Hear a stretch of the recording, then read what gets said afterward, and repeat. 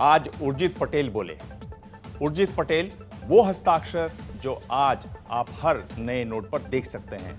Reserve bank के governor Urjit Patel आज ठीक 1 महीने बाद बोले।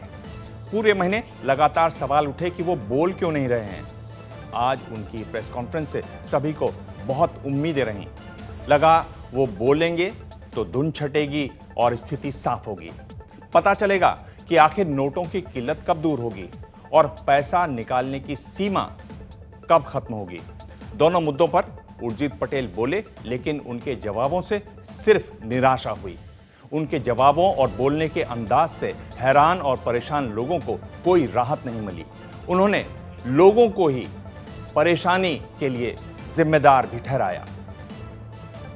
नोटबंदी के ऐलान के करीब 1 महीने के बाद रिजर्व बैंक के गवर्नर उर्जित पटेल जब मीडिया से मुखातिब हुए तो कई अहम सवाल उनका इंतजार कर रहे थे।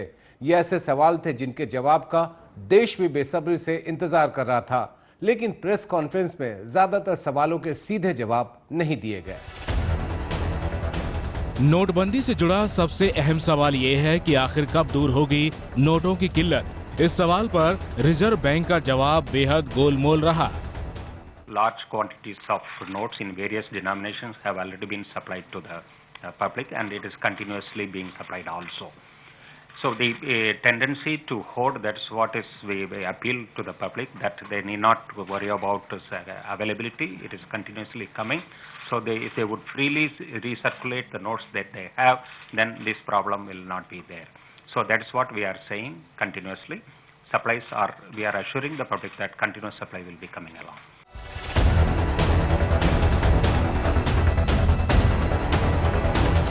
रिजर्व बैंक ने सवाल का कोई भी साफ जवाब नहीं दिया कि एटीएम और बैंकों से कैश निकालने पर लगी पाबंदियां कब खत्म होंगी। तब तक आपको लगता है कि जो आपने विड्रॉवल्स पे लिमिट लगाई है वो आप हटा पाएंगे और जैसे 8 नवंबर तक था वैसे ही एटीएम और बैंक से पैसे निकल पाएंगे? About the limits to be revised, and that is a constantly in our radar. Constantly we are recalibrating the needs of the public and accordingly modifying it. We are monitoring the situation based on the supplies and based on the actual demand which has coming from the grassroots level. Constantly it is being reviewed. Exact date and other thing, that is difficult at this point in time to say, but every day we are reviewing this. Reserve bank ने ABP news के सवाल का भी कोई साफ जवाब नहीं दिया कि 1000 रुपए के बंद नोट की जगह नया नोट आएगा या नहीं। क्या रिजर्व बैंक का इरादा 1000 रुपए के नोट लाने का है क्या? Choice of denomination, as I mentioned, based on the requirements of the public, it will be determined as time goes on. So whether 1000 rupees notes will be coming or not, yes, down the line there can be a decision relating to that. As of now, we have not determined anything about it. Reserve bank ने 500 और 1000 रुपए के पुराने note bank खातों में जमा कराने की डेडलाइन यानी कि 30 दिसंबर को लेकर चल रही अटकलों पर भी कोई सीधा जवाब नहीं दिया। जब मैंने रिजर्व बैंक से जानना चाहा कि क्या 30 तारीख की समय सीमा घटाकर 15 दिसंबर की जा सकती है, तो रिजर्व बैंक के डिप्टी गवर्नर आर गांधी ने ऐसी किसी संभावना से साफ साफ इनकार भी नहीं किया।